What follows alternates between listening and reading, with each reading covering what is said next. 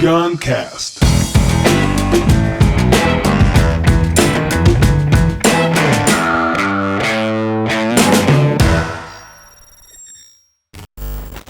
Teve alguns podcasts aí com a participação da Bianca Solero. Eu queria trazer um pouco aqui da trajetória dela, que é uma trajetória de reinvenção muito interessante. Ela foi aluna da primeira turma 1 do Reaprendizagem Criativa e logo depois começou a trabalhar com a gente. E aí já estão, acho que faz 5 anos a turma 1 e uns 3 anos trabalhando juntos já, né? É basicamente desde que a gente começou em novembro de 2015. Então, foi mesmo? Vai fazer 4 anos que eu tô trabalhando quase, com você. E o curso foi em maio. Foi em maio de 2015. Uau, então é isso, 4, 5 anos já. E a Solero hoje em dia, ela tá à frente do Cri, do curso online Criando Crianças Criativas. Enfim, vou falar dela, não quero... Lívia, eu queria que você entrevistasse a Solero. Bianca, quem é você sem falar o que você faz? Olha! Eu fiz essa pergunta pra ela. Adorei. Porque realmente a gente se diminui, se resume na nossa profissão, no nosso cargo, né? Então, quem é você? Até porque quem quiser saber a minha profissão e meu cargo, vai lá no meu Instagram, @Bianca Solero, que é a primeira coisa que vai estar aparecendo. Solero com 2 L's. Bom, eu sou mãe da Elisa, do Felipe. Eu sou uma mulher que desde que eu era criança eu sabia que tinha algo maior me chamando.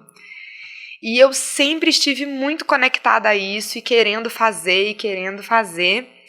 E, assim, ainda estou nesse caminho, óbvio, porque se eu não estivesse eu já tinha morrido, é nisso que eu acredito. Eu acho que a gente está sempre num caminho de se realizar. Mas desde sempre eu sabia que eu tinha uma conexão com crianças e com criatividade. Então, olha, com 12 anos... eu resolvi que eu queria ficar mais próxima das criancinhas do segundo período. Então, eu pedi para a professora para eu me fantasiar de fadinha e, na hora do lanche, lá brincar com eles. E eu fazia isso, eu lembro do cheiro do lanche das crianças até hoje. É uma coisa impressionante. Aí, pronto, passou.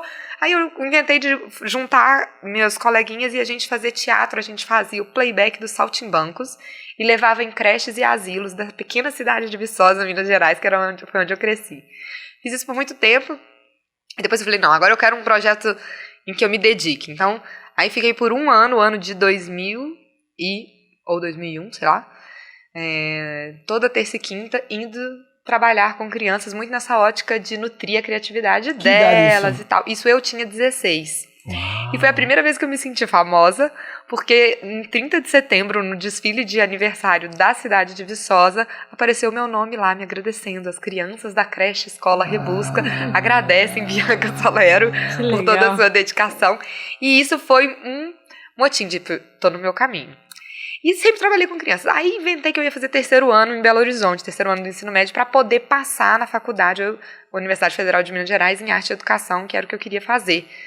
Enquanto todo mundo falava, você vai estudar artes? Eu falava, sim, é isso que eu quero. E eu lembro que para mim era um sonho saber que existia faculdade para se formar artista. Porque para mim era coisa que só virava quem não tinha formação em nada, né? E aí, esse meu 3º ano lá, eu fiquei muito longe de crianças, né? Porque morando em Belo Horizonte, cidade grande e tal, conhecendo tudo, mas foi um período muito legal.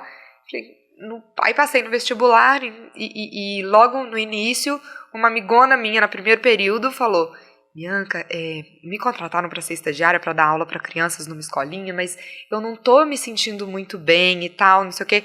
E aí ela foi, deu aula, voltou, uma grande amiga minha que já está no céu, infelizmente, que tem uma história linda com ela, mas enfim... vai lá, eu acho que é o seu lugar. E aí eu passei a faculdade inteira sendo estagiária como professora de artes, né? Encontrei uma criança no meu caminho que fui dar aula particular de artes para ela. Onde já você viu isso? Que era uma criança que tinha epilepsia e tinha um desenvolvimento cognitivo totalmente diferenciado, e eu vi que a expressão artística dela era diferente de todo mundo. Falei, essa menina está falando algo dela aí dentro dessa manifestação artística, desse desenho. Aí eu descobri que existia arte-terapia. Eu falei, eu quero estudar isso. Aí eu falei, não, mas eu não posso estudar só arte-terapia, eu quero estudar psicologia também. E aí fui fazer psicologia, fui fazer arte-terapia por conta desse caminho. Esta criança foi quem levou as minhas alianças no meu casamento. Ai, que lindo. Eu tenho uma vida muito simbólica. E aí, de repente, casei, era psicóloga, arte-terapeuta, e arte educadora, mas casei com um engenheiro e ficava mudando. A ideia era que a gente se mudasse muito. E nisso, se a gente fosse se mudar, eu falei, bom, não posso montar um consultório em cada canto do Brasil que eu estiver. Eu vou fazer o seguinte, eu vou me dedicar ao universo corporativo e vou fazer o que a gente chama de terapia breve. São projetos de terapia que tem hora para acabar. Sábado e domingo eu vou atender no consultório em terapia breve.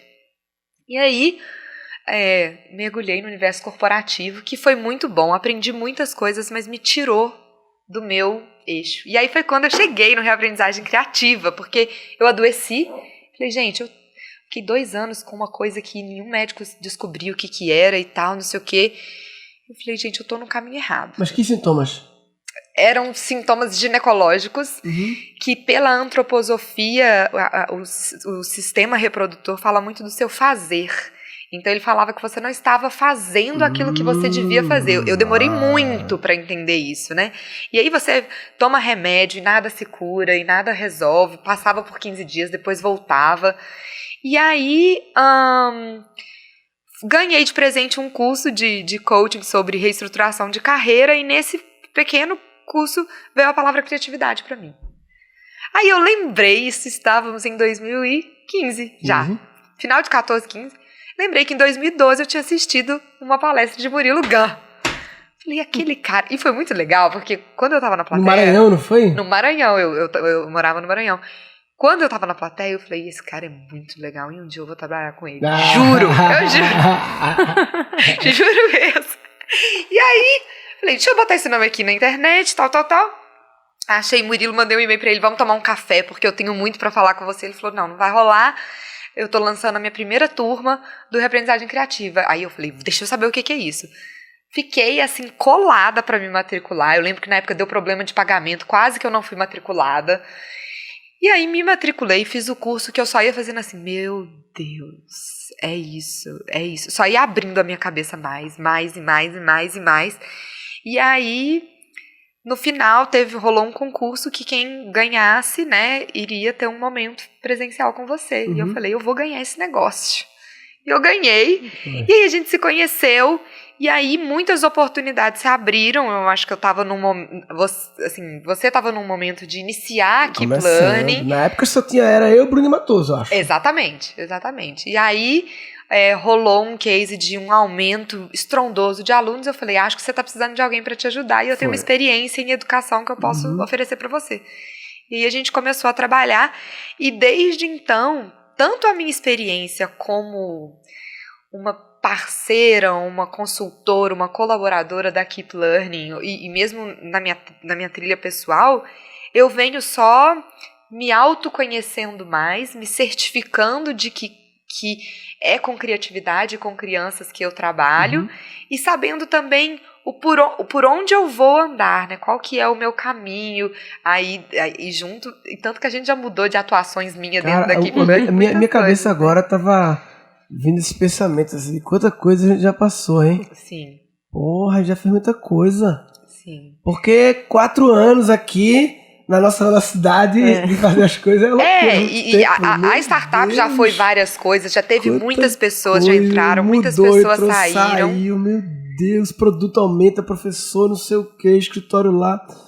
E eu acho que o que nos manteve conectados até agora é porque você também tem muito essa conexão com crianças, né, Murilo? Embora não seja a sua dedicação número 1 de falar, sim. Mas tá no seu coração muito fazer, forte, né? Exato. É mais de fazer do que de falar, Exato, né? Claro. Você vê, muito louco, hein? Legal. Sabe, eu posso ser entrevistadora mesmo? Claro.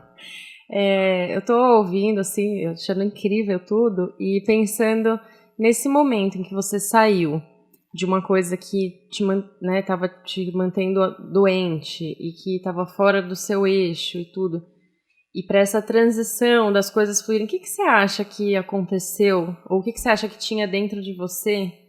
Ou que te despertou, que você fez, que causou, que originou esse movimento, assim, entende?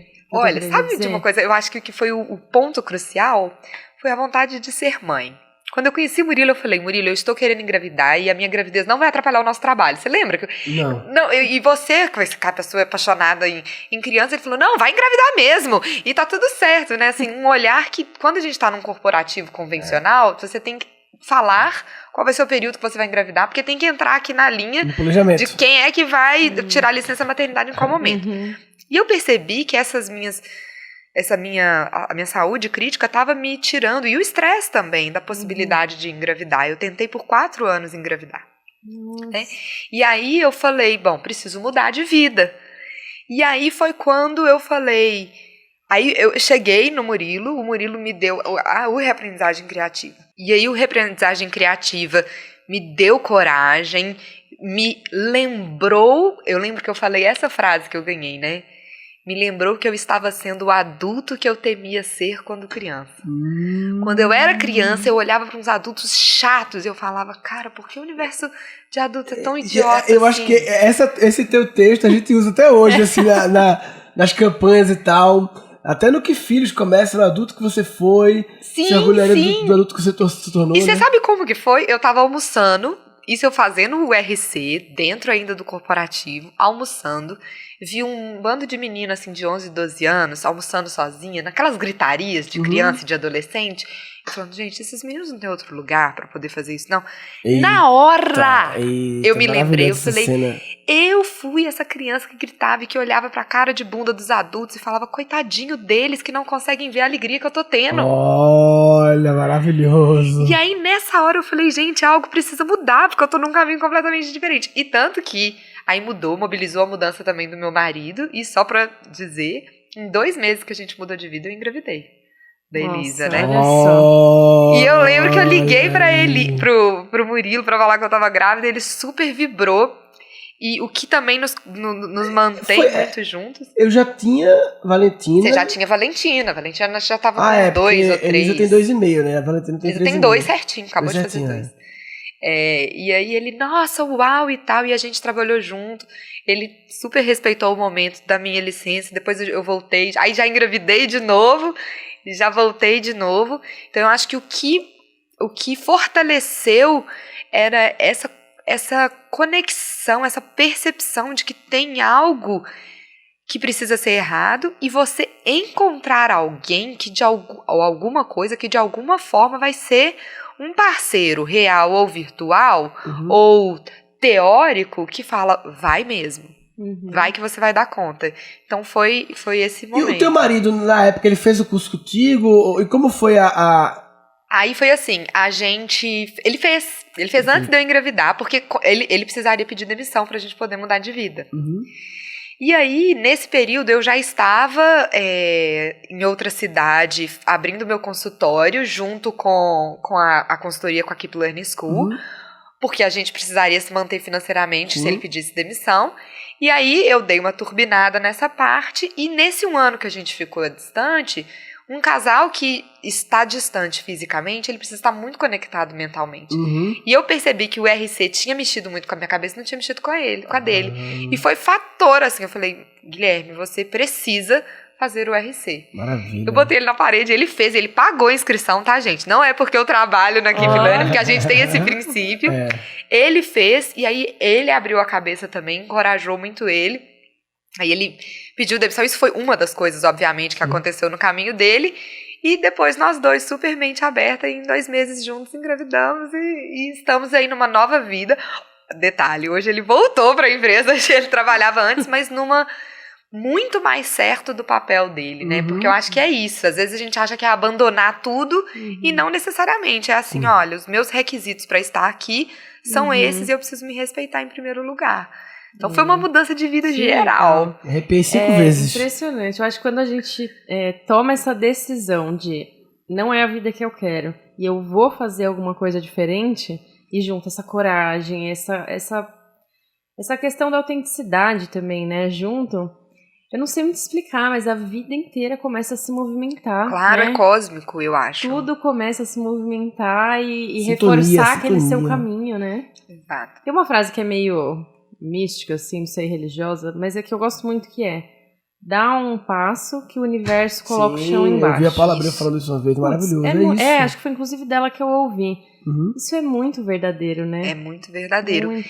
E você sabe que hoje o que funda o meu propósito de trabalhar capacitando adultos para nutrirem a criatividade das crianças é porque quando as crianças... primeiro é para eu perceber que a criatividade é o foguinho da criança, é a essência dela, né? E quanto mais a criança estiver conectada a isso, mais chances de viver uma vida com propósito ela vai ter. Né? E eu via isso, assim, a minha vida foi muito isso, né? Foi isso que me chamou. Quando eu percebi que eu estava perdendo o meu foguinho, eu me ressuscitei, né? Agora você precisa perceber. Então, é muito isso, assim. Nutrir a criatividade nas nossas crianças salvará o mundo. E isso aí. Aquilo que a gente falou de não... Manter a espécie Homo sapiens, né? Exatamente. Sobrevivência da espécie. Exatamente. Nutrir a criatividade das crianças é o que manterá a nossa espécie viva. www.cricricri.com.br ou www.reaprendizagem.com.br. Tem uma discussão filosófica difícil que a gente fala que qual é o melhor para fazer primeiro, né? Qual que você acha? Reaprendizagem ou cri-cri-cri? Vamos supor que a pessoa esteja querendo virar pai ou já tenha virado pai e mãe recente. Se o adulto já tem filhos, faça o cri-cri-cri e naturalmente você sentirá a necessidade de fazer a reaprendizagem criativa. Se você quer ter filhos, comece pelo RC e saiba que se você não fizer o cri-cri-cri não vai adiantar de nada. Entendi. E se você não tem filhos e não quer ter e não tem uma conexão com crianças do tipo, você não é professor, você não é educador e nem tem sobrinhos, faça o RC e se dedique a ele que naturalmente você vai ser uma pessoa melhor. E você vai acabar querendo fazer o cri-cri-cri. Exatamente. Mesmo que continue sem fazer filhos, mas entendendo que cuidar das crianças e saber se relacionar com elas é pra todo mundo, porque você tem vizinho, você vai ter afilhado, você vai ter alguma coisa. E na verdade, as crianças estão o tempo inteiro espelhando a nossa criança interior. Então, qualquer encontro com uma criança vai falar... Tanto que foi isso que eu tive naquela mesa, né? Eu encontrei uma criança que eu senti primeiro um desconforto deles estarem gritando e conversando, mas na hora ela me espelhou a criança que eu fui. Sim. Então, assim, o tempo inteiro, se você está conectado, você vai perceber que, tanto para educar uma criança, nutrindo a sua criatividade, como para você ter uma vida mais criativa, essa relação adulto e criança, ela faz as coisas ficarem mais fluidas mesmo, né? Mais naturais até, assim. Não, e é muito legal, porque eu não tenho filhos e também num futuro muito próximo não pretendo. Mas eu acompanho a Bianca nas gravações, né? A gente faz algumas coisas aí do Cri-Cri-Cri. E eu sou fascinada no conteúdo do Cri-Cri-Cri, né? E nas coisas que a Bianca traz também. Eu fico, meu Deus, para quando eu tiver, eu já tô, assim, muito entendida do assunto. Só nas dicas da Bianca aqui, na questão da criatividade das crianças, né? Eu acho, nossa, maravilhoso. Maravilha, então essa é a Bianca Solero. Sou eu, Bianca maravilhosa. Solero. Bem, eu queria... Vale outro podcast pra você contar só sobre a sua viagem lá, de pesquisa, de exploração. Sim. Quais países? Alemanha e Estônia. Visitei 12 escolas aí, tentando... Legal, isso vale outro podcast aí. Sim. Resumo desse podcast. Se você não é a Bianca Solero... Não... Se você não encontrou o seu caminho de ser quem você é... Se você não encontrou o seu caminho de ser você é e você não é feita a Bianca Solero, não... Você está de brincadeira na tomateira. Tá de brincadeira na tomateira. Neste episódio foram capturados 2 insights. E aí o Reaprendizagem Criativa me deu coragem, me lembrou... Eu lembro que eu falei essa frase que eu ganhei, né? Me lembrou que eu estava sendo o adulto que eu temia ser quando criança. Quando eu era criança, eu olhava para uns adultos chatos e eu falava, cara, por que o universo de adulto é tão idiota? Eu acho que quando a gente toma essa decisão de não é a vida que eu quero e eu vou fazer alguma coisa diferente, e junto essa coragem, essa questão da autenticidade também, né, junto... Eu não sei muito explicar, mas a vida inteira começa a se movimentar. Claro, né? É cósmico, eu acho. Tudo começa a se movimentar e reforçar aquele seu caminho, né?